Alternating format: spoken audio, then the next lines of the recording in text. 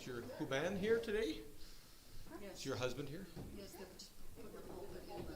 Oh, okay. All right. Well, if you're joining us online, we will start. They just have to do a little bit of renovation. So hopefully you are able to go on to Facebook and grab the notes so that you have the same notes that we are doing. Then grab a cup of tea or coffee or, excuse me, whatever you need. And I am going to grab a glass of water and clean my glasses, and we will be right back. In the meantime, enjoy the ambient noise around you.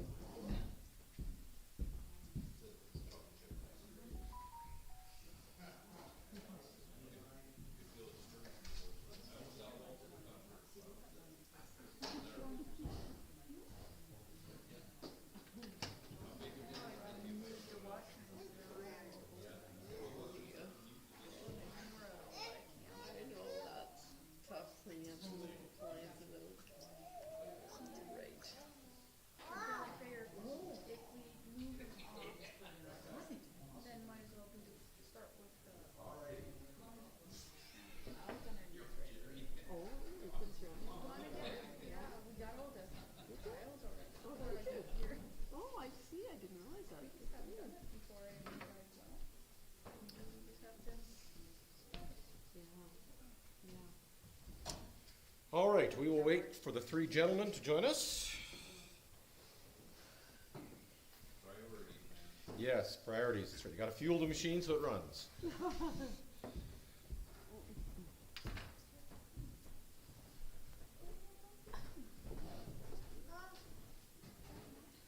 If you are joining us online and you hear a little cuckoo in the background, that's because there's a young lady who joins us. She is a great theologian.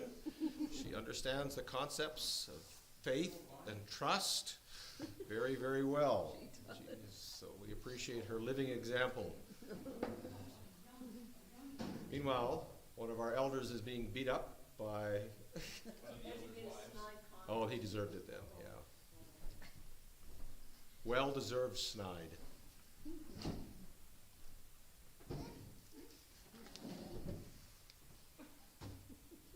Well, that's, I can see myself in profile. That is really something. My father-in-law used to always say, as you get old, you get uglier. I was told to marry someone for their personality because we all get old and ugly. I think so. This is a similar kind of quote. Are you two sitting together tonight, or what's going on over here? No, we're good.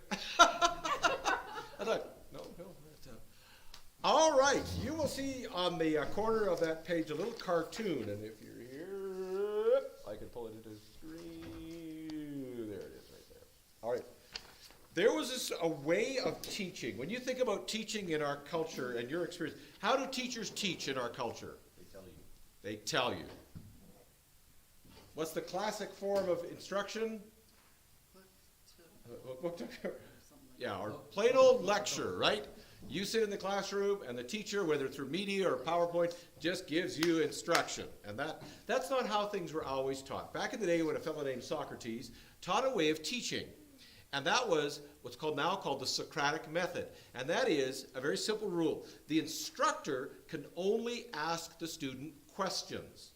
The student cannot ask any questions. The student makes what's called imperative statements, and the teacher uses interrogatives. So tonight we're going to illustrate that method because that's the method that Paul's about to use in Romans chapter 4. He's about to ask a series of questions and allow the recipients to answer in statements. So I have drafted 2 volunteers to do this. I'm going to take Dylan out of the room for a second, and I'm going to explain to him what he is going to teach Bonnie Meyer. So take him out. So, and I'm going to pan the camera, so we'll just make sure Hannah doesn't get in the camera because she is not, just for YouTube, we are not allowed to have children in the camera. So, come with me, Dylan. We'll be right back.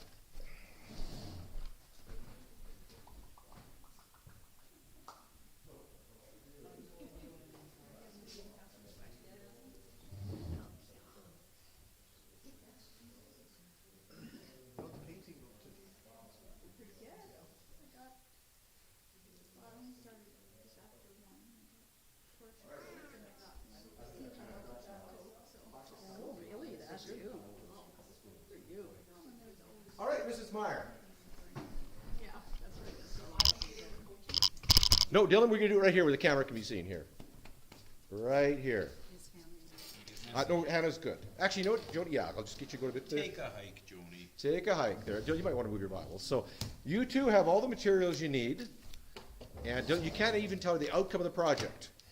You just have to put the pieces. She's gonna begin making inferences, I think. Yes. All right. So I won't give it because this might take longer than we need, but we'll at least get you started. Okay, what is this? A broken tripod. Tripod. What about it is broken? Everything. What needs to The be? legs, the center stand, the camera mount. Okay, what could we use to fix this? Adhesive. What is that? My goodness, it looks like adhesive. Do you think that would do the job? Well, that depends what it's made of and what. No, you asked a question about it. You said what? No, that's a statement. Sorry, no, I apologize. That's right. What's it made of? Yes. It depends what this is made of and what this is meant to hold together. Okay, so do you suppose that is compatible materials to fix what you think is broken?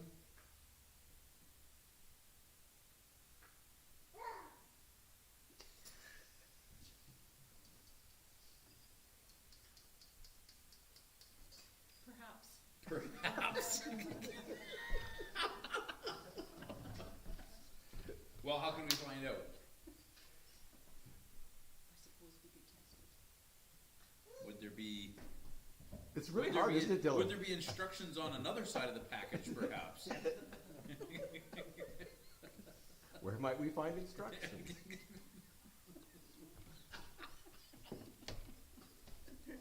We might find instructions on YouTube.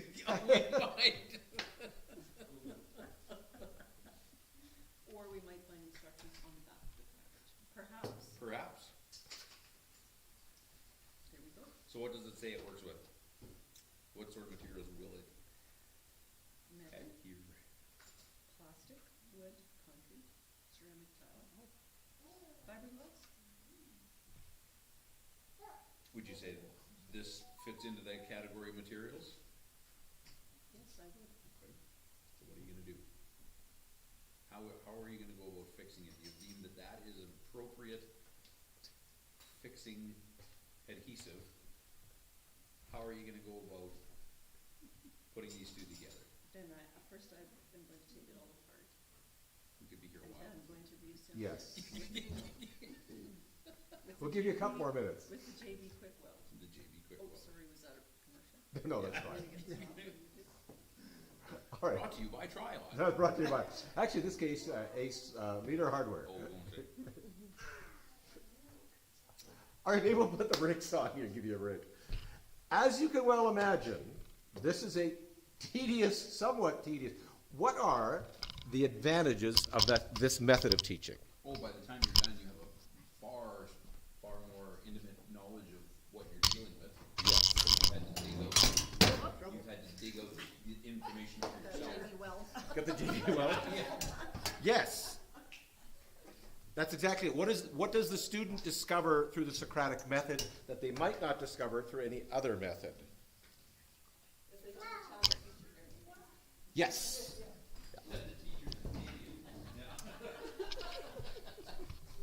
He has no business teaching. Yes, still business. Good. What are some of the other advantages of the Socratic method? The student has to think for herself. Yes.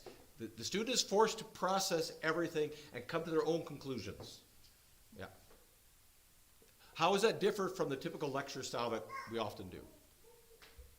We just sit there and soak in and. The lecture style is just kind of like a fire hose. Yeah. Yeah. The trial and error, is that what it is on?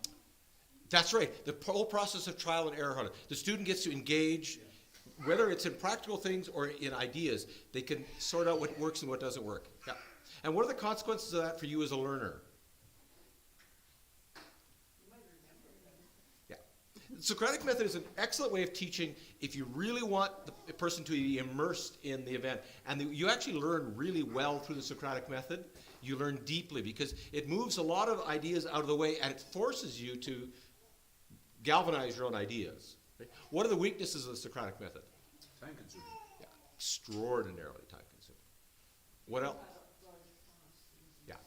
Yeah. The Socratic method doesn't work with more than, actually, the Socratic method rarely works with more than 2 or 3 people. Yeah. Because the engagement level is so particular, because you then have to process, in this case, Dylan has to process Bonnie's thought processes and engage her and steer and guide her, where we can't do that with 10 or 15 people, right? What else might be some of the difficulty with it? You and the instructor and the students may not think the same. Yeah, your processes are very different, especially when you cross cultural barriers, even experience barriers, or even gender barriers, right? Men tend to think a little different than women about objects, and even the two of you, it was funny, like, okay, Bonnie's thinking one way, Dylan's thinking another way, and the differences often create difficulties. But what's the advantage of it when there are differences? You learn, yeah, because it forces you to work through those differences, right? And you actually come to a deeper understanding of the other person. So if we proceeded with this, Dylan would come to a deeper understanding of Bonnie's thought process. And he would then begin, as a good teacher, begin to cater his questions to her thought processes. He goes, okay, that's how she's thinking, and maybe I can second guess her, and I can, so the more involved he is with her, and the more involved she is with him in the process, they will actually kind of begin to understand each other deeper. Where would the Socratic method work really well? What would we teach well with it? What kind of things can be taught well with this process? More practical. Yeah, some observable ideas. We actually did that today by dumb chance. Oh, okay. Fixing the flap on a 150, and I said, "What could you do? Yeah, What else?" yeah. Yeah, take ownership, and it really stretches creativity, because that person may think of a solution you had not thought of. So it forces a lot of lateral, out-of-the-box thinking. Did they find a way? They did. They They weren't very good ideas, some of them, but one involved a hammer, I think, or something, wasn't it? We'll just batch this in. Yeah, where it's grinding, we'll just hammer that in further so it doesn't touch anymore. So wall Socratic air repair was not really the best solution to this. Where does this teaching style not work? Healthcare. Health. Well, that's what I was thinking. There's only one answer. Yeah, yeah. Or when time is of the essence, you need to teach somebody something fast. Yeah. Or it doesn't work often well with young children, because children don't know how to ask questions. You're not going to teach Hannah how to walk with the Socratic method. So Hannah, what do you think would be the best way to move across the room? Yeah. It just doesn't work, right?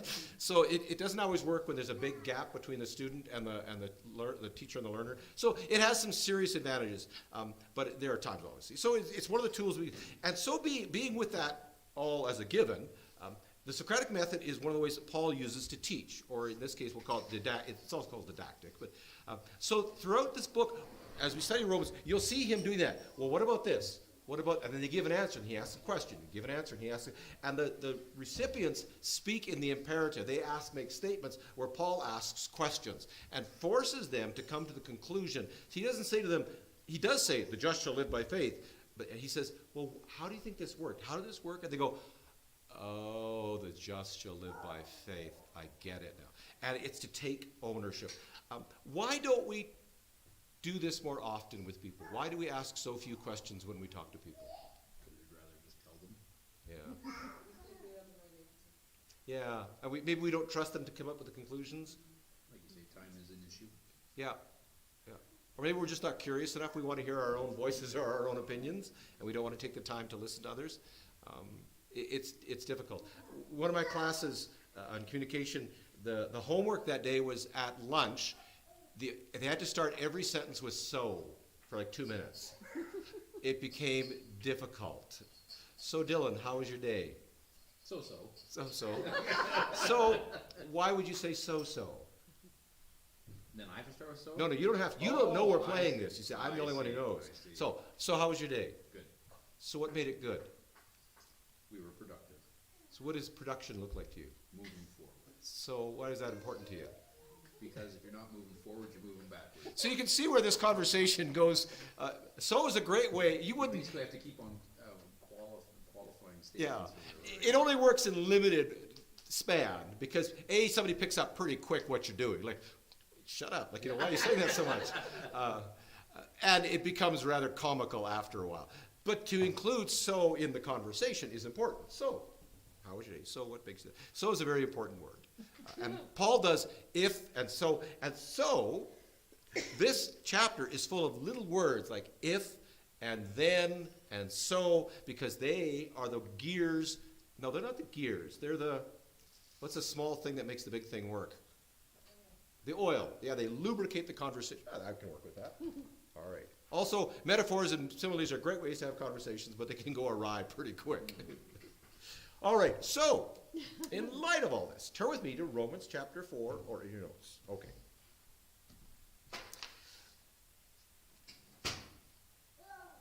So, what I was thinking was one of the things I do is often ask you questions, and I sometimes jump, and I jump in too early, and I don't let you think about it. So I'm going to be more patient with blank faces tonight, and long pauses, because what's that? A lot of us are tired. Yeah, a lot of you I know, because you're tired or distracted. So I will wait, and if I'm waiting too long, just go like this or something. Just get on with it. You're not, okay. Because I really think I want to be patient and let you come to the answers that are there in front of you in the text. My job is to help you discover the truth of God's word as the Spirit speaks to you. As Paul says, you have no need of teachers, and yet we all do. What is the great theme of Romans? Grace. The second great theme is justification by grace you are saved. Anybody know the rest of the verse? Not of yourselves, lest So that no one can boast. Excellent. Yes, that's not from Romans, but that is the theme because Paul wrote that. But it is the great theme. Justification. What is justification? He says pausingly. what was it? Just as if you didn't. Just as if you didn't sin. What else is it? Oh, where's Say Ethan? right with God. Is it- That was- Ethan, what's justification? I did sanctification. So you're off the hook for justification? I only know the one. It's the act by which we are declared righteous at Right our with God. repentance, so that the Holy Spirit enters into us. You know, I'm going to give Miller full stars on that one, or Sunnybrook. Yes. Justification is a legal forensic term wherein the guilty party is declared righteous. Excellent. It is. I keep saying this, and I hope it lands on your ear as well. The New Testament is written in Street Greek. It is written in the language of common people. There are very few theological words in the New Testament. But what happens is, because they're not the language of our vocabulary, they become theological words. So what we need to do is redeem them and turn them back into regular words. So justification is just a legal term. That you are guilty, the judge says, no, you're right. All right. Justification, how do we justify our behaviors? Forget theological that, but if you want to justify your behavior, what are the means by which we can justify our actions? So I was speeding the other day. How can I justify my actions? I had to go to the bathroom. I had to go to the bathroom. Late for church. Late for church, yeah. That one never flies, Harlan. Yeah, I was late. I was in a hurry. My wife's having a baby. Whatever, right? I'm late for my wedding. We can justify our behavior, right? By our own innocence. Okay. So what was happening was people were saying they were right with God, justified. And Paul wants to disarm them. So what's the first quality of people what's the first thing he has to disarm in society is that people are basically bad. People think they're basically good, so he has to disarm that. But the reality, people are basically, for there is none Righteous. right. That's the whole point. How do we become righteous? Well, we think I'm good. I'm already righteous. And Paul says, no, nobody is. Good. There are three barriers we must get past if we want people to accept that faith in Jesus saves them. Every individual you meet has three barriers that you must overcome. And matter of fact, here's my that's a lie already, or not a lie. It's wrong. We don't have to overcome it. Who overcomes those barriers? Jesus. Yes. For the work of the Spirit what's the first, Sylvia? The first work of the Spirit. The first work of the Spirit in people's lives. Of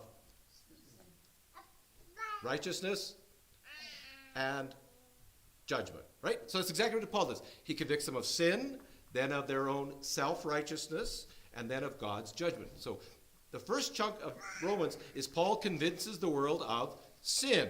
And then he moves into convincing them of their own righteousness or false righteousness. So Paul's actually taking the outline from Jesus, which is wonderful to see, and applying it to the text. This is Jesus' declaration, convicting the world of sin, righteousness, and judgment. So we've got past the sin. There are three barriers that have come. People, faith, and Jesus. They're the three barriers. What barrier do people have? They think they're righteous. They think they're not sinners, right? Second barrier is faith. They think they can get to work by heaven by works, not by faith. And the third barrier is, why is Jesus a barrier to salvation? That sounds paradoxical as a Christian. Why is Jesus a barrier to people's salvation?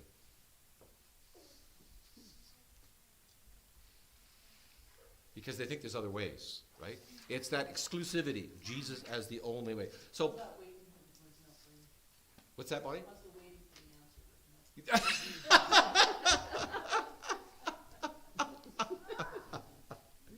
I'd say so. I'm giving it 50-50 right now. Yeah. If we're quick enough. All right, so the three barriers. People think they're good. They want to do good works, and they don't want Jesus. That's the three. People, that make sense? Okay. All right. So the first issue we looked at already is people. People do bad, and the problem is people do good. Does everybody do bad all the time? No, we live in a good community. Our communities are safe. You know, statistically speaking, very few people end up in jail or actually committing. I think, what's the line? The RSP spends 85% of their time with 15% of the population, right? So on any given day, it's 15% of the population. And that includes everything from traffic violations to wellness checks, those kind of things, right? But the fact is that the overwhelming majority of the people are not a threat to society or a problem. But so people do bad, but people. Second is that people break the law, and most people keep the law. So how do you convince people who break the law that they need to be helped? It's not that hard, is it? You know, we learn pretty good. How do you convince someone who's a law keeper, a good person, that they need help? Someone who's in perfect health.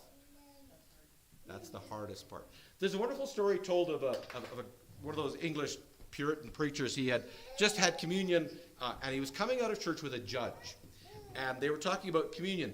And the pastor said, you know, at communion tonight, there was this old beggar, you know, this wretched urchin of the street. And wasn't it wonderful that he came forward for communion? And the judge said to him, not really. He said, what's wonderful is that I came for communion. He says, because I don't need anything. And it was the judge who realized that it was his humility, that his sense of brokenness that in some senses was a more difficult challenge than the person who knows they're already broken. When you work with broken people, they know they're, but somebody says, I don't need help, I'm fine, my blood's great, oh no, you're sick. Those are far more difficult people to work with. And so we work with people who around us are good, right? They go, why do they need a savior? And so this is the issue Paul's going to address. He's already addressed the bad people, so to speak, and now the good people. So first he had to establish how bad we are. And having done that, he now must disarm the good that we do, which is a far greater... there we go. I was waiting for a word. Risk, challenge, project, anything we would have done. See, waiting on the boy. All right. Just to summarize then, dealing with the bad. The law shows us, what's the purpose of the law? To reveal sin. So the law shows us how bad we are. When you come into town tonight, I won't ask Danny, what was the number when you came into town? 39? Yeah. Oh, you guys are really good law keepers, yeah. I think we were. I love that. Now, I was thinking like high score for the day, when you're coming in. But, yeah, we know, right? We know we're bad because the law tells us you're doing 47. It's also great to know if you can check your speedometer or not. It's helpful. You can measure yourself against the law. There's a metaphor in there. All right. So the general law, which is the law of Moses, the general law or Revelation revealed to Gentiles were not good enough. The heaven declares the glory of God. People don't glorify God. Then the specific law, the law of Moses, revealed to Israel that they weren't good enough. And so we get it. We're all bad. This is a great quote from Chesterton. Dan, did you have your notes in front of you there? Just underneath the italicized where it says, so I get it, we're all bad. This is a quote from Chesterton. Could you read it? They began with the fact of sin, the fact as practical as potatoes. Whether or no man could be washed. Sir, it should be not. Whether or not no man could be washed in miraculous waters, there was no doubt at any rate he wanted washing.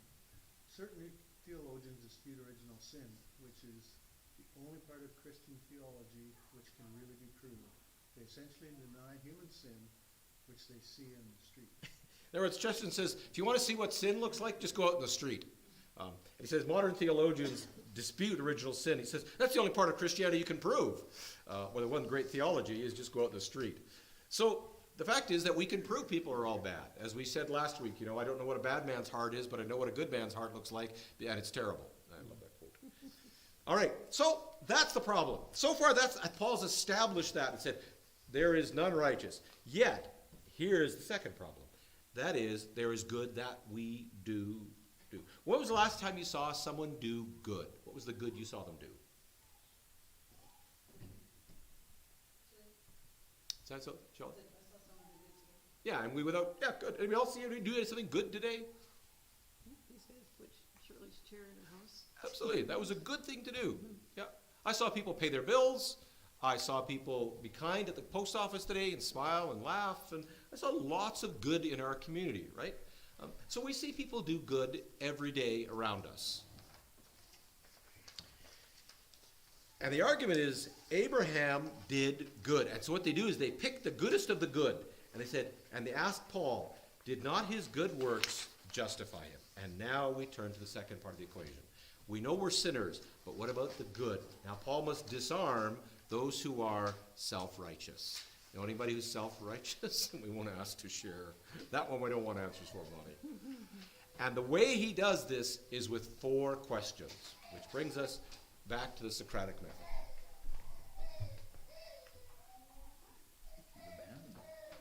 Have to get our GPS tracker. All right, question number 1, Joyce. What then shall we say that Abraham, our forefather, according to the flesh, has found? All right. So Paul then says, well, let's pick Abraham. What shall we say then? Let's talk about Abraham, our forefather, according to the flesh. In other words, we're descendants of his. He's our physical, fleshly father. What did we find with Abraham? And what's the answer that should be given? Abraham was a righteous man. Abraham did good, and he proved that you can keep the law and be righteous, therefore be justified by God through your works. That's what should be coming, right? And the answer in verse 2, Joyce, you're doing great. For if Abraham was justified by works, he has something to boast about, but not before God. Sometimes we miss the tongue-in-cheek of Paul. He says, for if Abraham was justified by works, he has something to boast about. but not before God. So who does Abraham have something to boast about? Before? In men's eyes, Abraham was a righteous man. So they used Abraham as an example of righteousness. Paul says, absolutely right. One of the ways to disarm your opponents is to agree with them. Yeah, you're right. Abraham was a righteous man before man, but not before God. Interesting. Remember I said early on the little words? There are two little words here that carry the weight. The first one is the word for. It's used 9,000 times in scriptures. When someone introduces a sentence with for, what's happening? Why are they using that? What does for mean besides like the number and golf? Something's coming.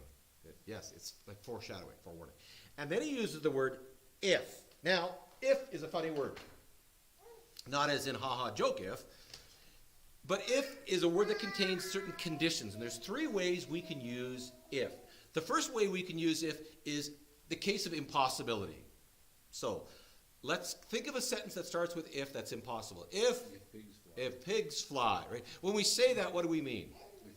It's not going to happen. Yeah, I'll pay my bills when if pigs fly. So that's one of the conditions, right? What's the second way we can use if? That it will. That it certainly will. That's the other extreme, right? If the sun comes up tomorrow. Yep. If I love you, if the sun, yeah. And so what we're saying is certainly. And then the middle one would be if, maybe. It tilts back and forth. Right? So in English, how do you know what the if is?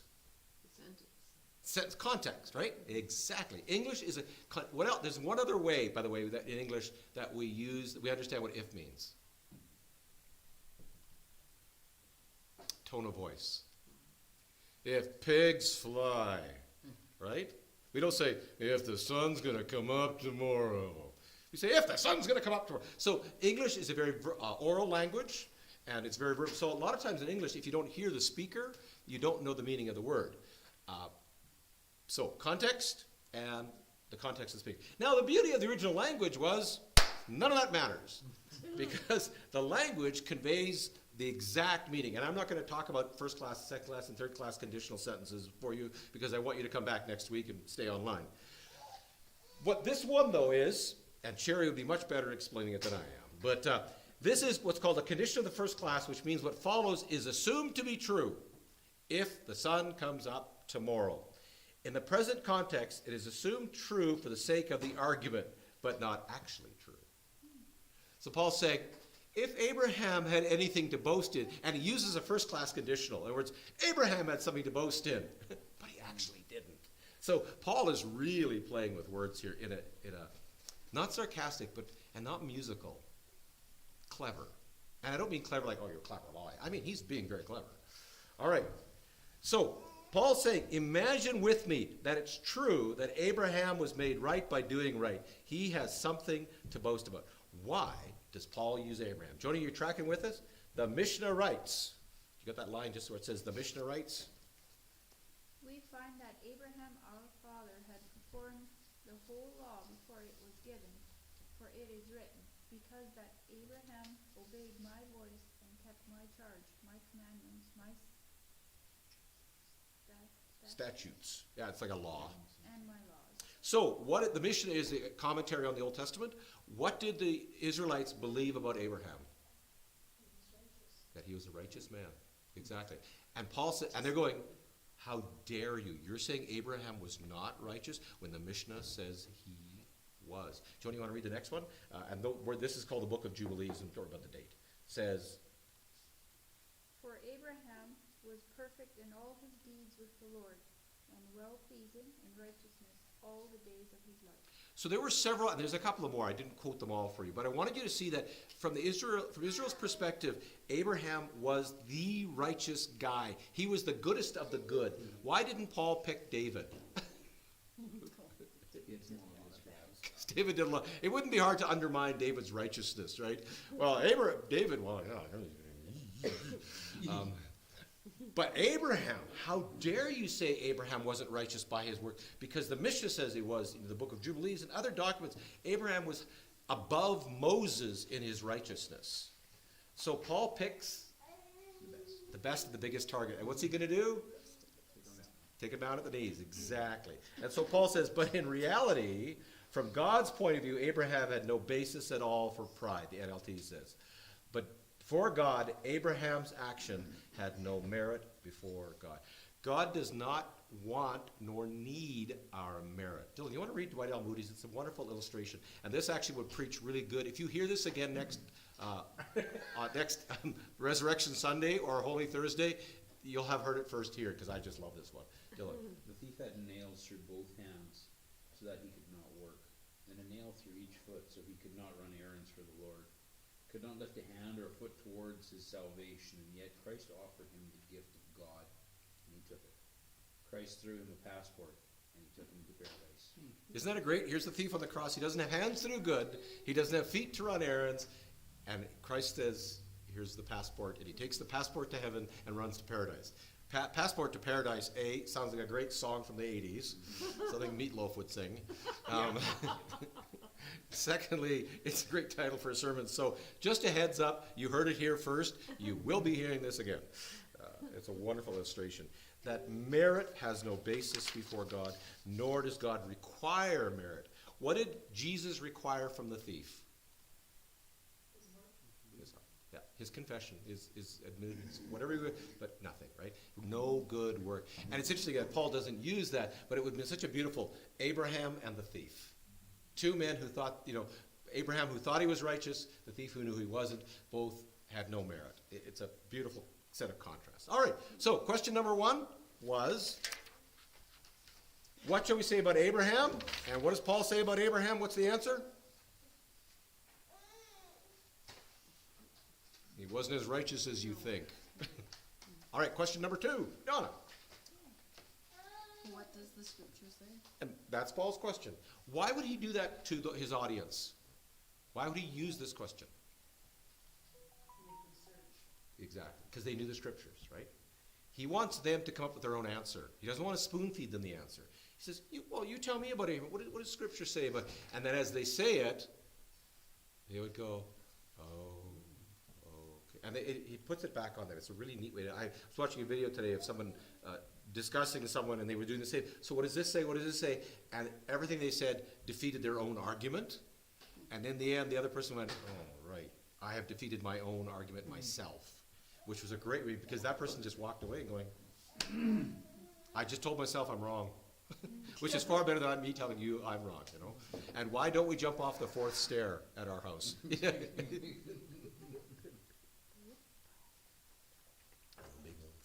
All right, so he picks it up in verses 3 through 8. Where are we at? I got you to read already? Bonnie, if you'd be so kind. Abraham believed God, and it was credited to him as righteousness.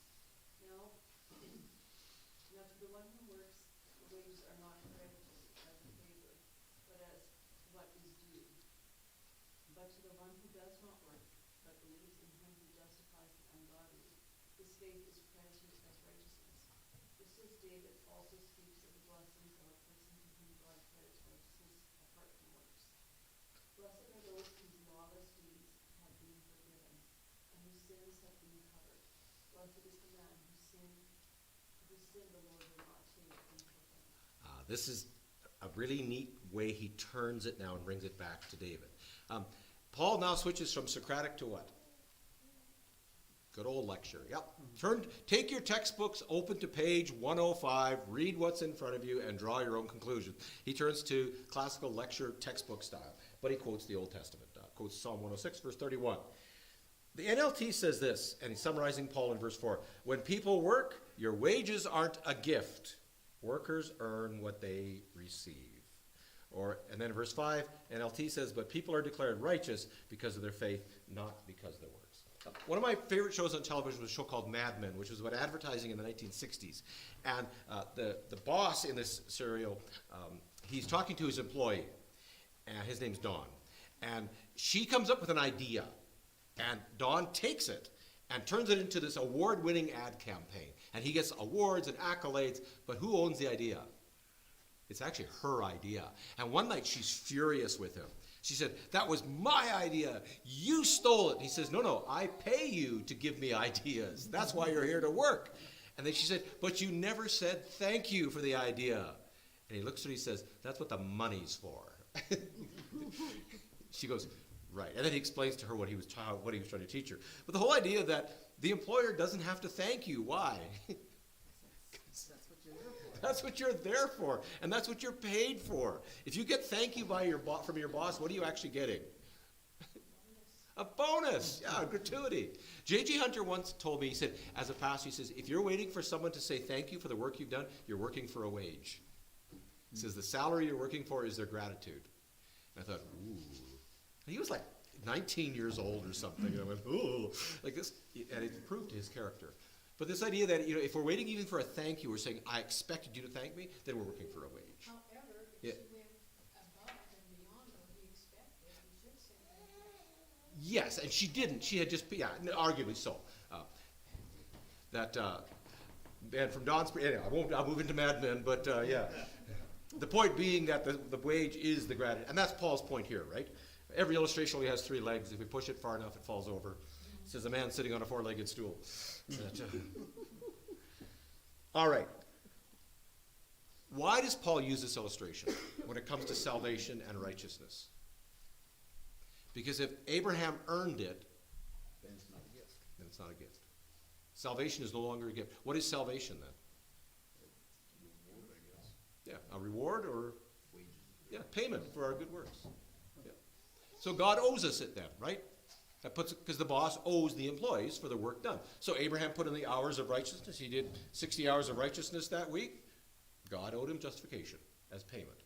Where does that put the relationship between Abraham and God? Is that it? Kind of low, it's not as that important. No. It lowers God and elevates Abraham, doesn't it? Because he's earned it. And then we can say to God, what's that, buddy? Shifts the balance of power. Exactly. Shifts the balance of power over to the employee's side, right? And that's what we want to get away from. And so Paul says, nope. And then he says, but people are declared. Then he makes this very clear statement. And remember the little words? But. People are declared righteous because of their faith, not because. Now, he's got to prove that. I like this little acrostic, which helps us understand faith. Faith is defined as facts, agreement, internalization. It's a stretch, but it works. Trust and hope. Faith is facts. Faith is based on the facts of God's redeeming work. We acknowledge the facts of what he's done. The fact this chair has 4 legs. Faith begins with reality, facts. It's not based on fantasy. Then agreement. The believing heart affirms the truth it receives. So I had to, the fact is, this chair is made of, what is it, aluminum? Steel? Steel. So that's the fact. Then I have to agree with that. I agree this chair is going to hold me up. I'm X number of pounds. I agree. That's the agreement. Then it has to be internalized. The inner desire has to accept it. So within me, I have to go, I have to agree and accept. I got to internalize this truth and bring it into my life, right? And then I trust.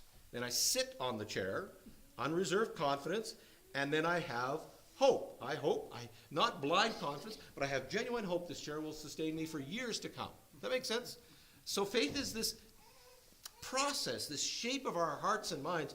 We have the fact of Christ's death, then we come into agreement that I'm a sinner, because that's what Paul wants. He wants his hearers to come into agreement with the facts. He lays out the facts and wants them to come in agreement, and then he wants them to internalize it. That's why we confess with our mouth and believe in our heart. We internalize the truth, then we trust, trust is always tied to action, and then we rest in hope. All right. So that's what he's calling us to. By the way, that also preaches, if you're ever looking for a devotional, 5 letters from faith works pretty slick. You can use a chair with it. And then he pulls up forgiveness. Blessed are those whose lawless. Why would he quote David? Why pick him? Because he was forgiven. If anybody was lawless in the Old Testament, David is a wonderful example of the man forgiven who was lawless. And Paul says, look, the fruit of faith is forgiveness. If you think that the fruit of good works is righteousness, that's one thing. But the truth is, the fruit of faith will always be forgiveness. And even David himself bore the fruit of forgiveness because he was the man who behaved lawlessly. Now, we wouldn't say David was a lawless man, but he was a lawbreaker by far. And then he quotes David in Psalm 32. So, he illustrates both Abraham and Moses were rooted in faith, not works. He pulls out the big guns, right? David, there. Why was Abraham saved? By works. No, Abraham said he was saved by faith. All right, we're going to do one more because it's 20 after. We've got a few minutes yet. And so now his audience begins to go, okay, that's nice, but what about the works that Abraham did do? All right, what were some of the good works Abraham did?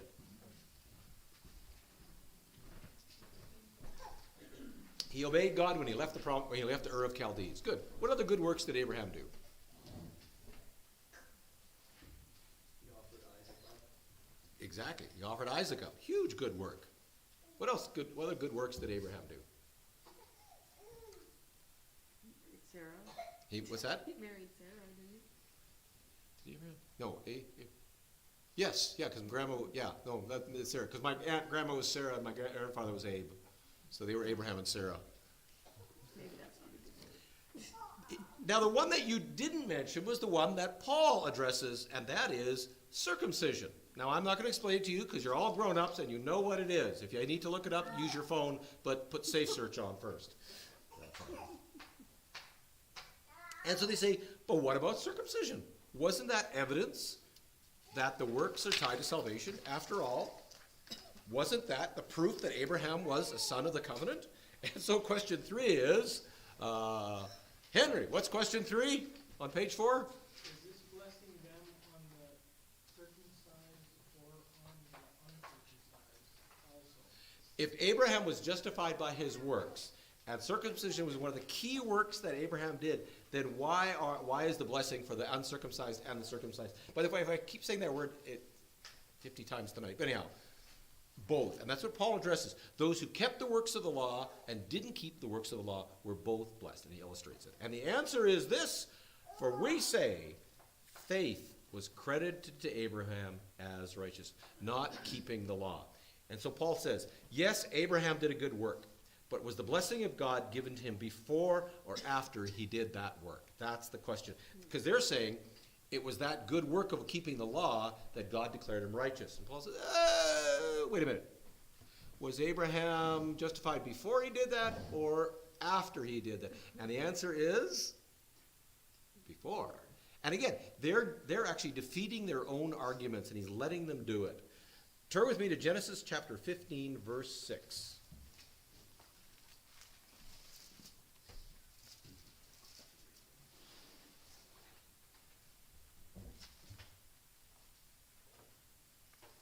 Somebody want to read 15:6? Abraham believed the Lord and he credited to him as righteousness. Right there. He's quoting the Old Testament, right? Belief made Abraham righteous, not his behavior. Now, just a note about circumcision. Paul draws our attention that it is a sign and a seal. After Abraham had been called and reckoned as righteousness in chapter 15, God gave him circumcision as a covenant sign in chapter 17. 2 chapters later. In other words, far down the story. So when was Abraham credited as righteous? Prior to. At least 2 chapters in whatever time phrase that went. And here's the point. All the people of ancient Near East were circumcised, except the Philistines, who were of Greek origin from the Aegean Islands. For other cultures of the ancient Near East, it was a rite of passage from boyhood to manhood. In Jewish life, it was a symbol of covenant membership performed on males the 8th day of their birth. So it was a similar practice, but in most ancient Near Eastern cultures, it occurred about the time you were 12 or 13. But in Jewish culture, it occurred on the 8th day. What grace did God give them? Not remembering. Not remembering, not suffering. Mentally present. Exactly. 8th day. What does David call Goliath? You uncircumcised Philistine. Exactly. It was a term of slander because everybody else was cleaned up. You unclean Philistine. You uncircumcised Philistine. We don't use that in Sunday school. We tell that story. And David called him Philistine. So anyhow. All right. So the question is, when was Abraham credited as righteous? Before this act or after? Well, Genesis 15 says before and the act. So again. All right. Last question. Number 4, Shelley. How then was it credited? Was he the circumcised Take it away. Read the next few verses. And not while circumcised, but while uncircumcised. And he received the sign of circumcision, a seal of the righteousness of the faith, which he had while uncircumcised. So he might be the father of all who believed without being circumcised, that righteousness might be credited to them. And the father of circumcision to those who not only are of circumcision, but who also follow in the steps of the faith of our father Abraham, which he had while uncircumcised. For the promise to Abraham or to his descendants, who is the heir of the world, was not through the law, but through the righteousness of faith. For if those who are of the law are heirs, then faith is made void, and the promise is nullified. For the law brings about wrath, but where there is no law, there is also no violation. All right, we're going to unpack this and then we're going to wrap it up because you've been faithful. All right, this is an interesting, because he pulls up and he says, this issue, does this make a person righteous? Is this act a righteousness defining act? Paul says, no, you're missing the point. It's a sign and a seal. It is not a righteous behavior. Okay, what is a sign? I know this is obvious. Think of the obvious answer. We're not going deep here. What's a sign? Means something else, so it points to something else. Exactly. Information. Does it in itself, is it the thing itself? No. It is simply, it's such there an, to say something else. what's that? It's there to say something else. Exactly. It's there to say something else. So a stop sign's there to say stop. And sometimes a sign has nothing to do with the reality, right? What does an octagon actually have to do with stopping? Nothing. Now think about a railway crossing sign. What does it look like? Crossing. Yeah, it looks like a, so sometimes signs carry more weight to them. They actually convey the image. So think of an airplane company. What would be a symbol that conveys the idea? Oh, the BMW logo on the cars, that blue and white logo, you know, that's an airplane spinner, spinning in what the eye looks like, right? So it looks like the object it is. When you think of, anyhow, the bow tie on Chevy, right? You know what that's what's from? Because Chevrolet was over in Paris and he saw wallpaper, and he thought, that's a cool looking shape, and he used that. Just a wallpaper logo. Has nothing to do with anything. So this is a sign, really. So it has nothing to do with anything in a sense, but it points to something. So that's a sign. A sign is something by which something. A seal. Now, what's a seal? It's like a secure approval. Right. Hold your thought. I want to show you. I have a seal.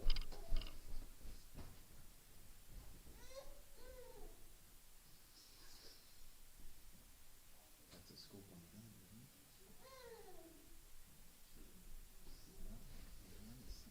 I have the Leader Alliance Church seal. Let me grab a. Okay, all right. I won't be able to show it all to you, but I need a white piece of paper. I'll grab one. This is the official corporate seal. Remember this, Bonnie? That.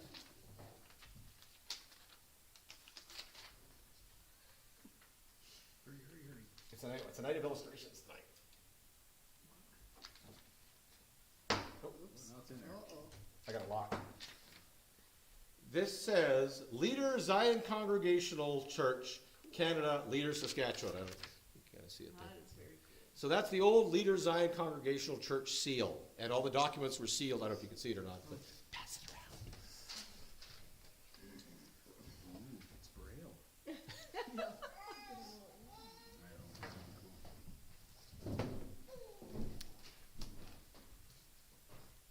So that's the official church seal, and it was used on legal documents. Is that correct, Bonnie? Or like maybe marriage certificates or baptism. That makes sense. We should get another one made. I wonder what that would. No, Well, I can't use that one. because we're not Zion Congregational Oh, anymore. it says Zion. Yeah. Okay. Anyhow, so a seal has more authority, right? Where a sign points, a seal contains the authority of a governing document.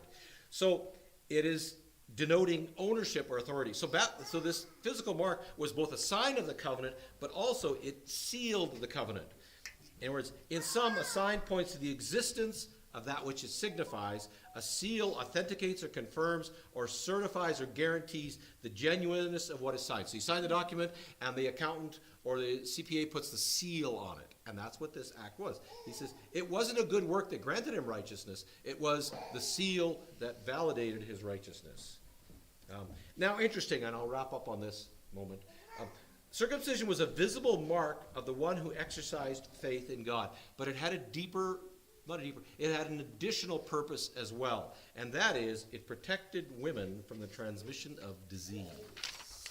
I won't go into the details of that, but because of what was removed, disease born, because they weren't a clean society, right? And so disease could be transmitted through that part of the anatomy. And by removing that part of the anatomy, it removed transmission of disease. That makes perfect sense. So what was God also doing? He was protecting women. We often fail to see that the Old Testament is rich in the protection of women. From how they were treated, to their rights in divorce, to their rights in relationships, to rape, adultery, all these things, right down. In other words, who carried the responsibility of protecting women? Men.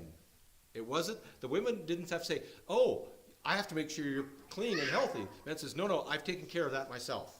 I will protect you rather than you have to protect you. I will protect you from me rather than having to protect you from me. Does that make sense? I will protect me from me for you. I think we get it. All right. You're overthinking. Where's Doug? Don't overthink it, Dan. But what if we're underthinking it? So, this act reminded men every day that they were God's special people, set apart, and it protected women. I think it's, in its own way, quite a But remarkable. a lot of the food laws and stuff like that, and the clean and unclean things are because of biology that they didn't understand too, right? Exactly. There's a lot of things now that you look at and you go, oh, well, it was very practical reasons. Yeah, washing hands after touching a dead body. Yeah. You go through the Old Covenant, and much of the dietary and hygienic laws were designed for the protection of people. And if you did that today, people would be healthier, right? If we didn't eat rotten meat, or drank blood, or we washed our hands after touching the dead, all those practical things, and they became a very healthy people. Yeah. Right down to the protection of women. All right, let's wrap this section up. Here's a timeline of Abraham's life. At 75, he was called from Haran. Sometime, we're not sure, between 75 and 86, Genesis 15 says he was justified by faith. At 86, Hagar bore Ishmael. At 99, he received the mark of the covenant. At 100, Isaac was born. So, Paul says, when was Abraham justified? Well, to be honest, at least 85, 15 years before the mark of the covenant. So, here's the point. God's point of justifying Abraham by faith alone before his being circumcised is to make clear that Abraham is the spiritual father of all who are justified by faith, no matter what people group from they are. As Piper puts it, birth is not worth, rights don't give rights. I like that. Birth is not worth, and rights, as in religious rights, don't give you rights in heaven. So, that will also preach and fit well on a greeting card. All right, that's the first of the three arguments that Paul will, and we will pick it up next week. And thank you all. Thank you for joining us online if you are watching us, and thank you all tonight for joining us. Go home and get some rest. And Doug, wherever you are. Yes, it sure should be. Yeah, 90 at 99.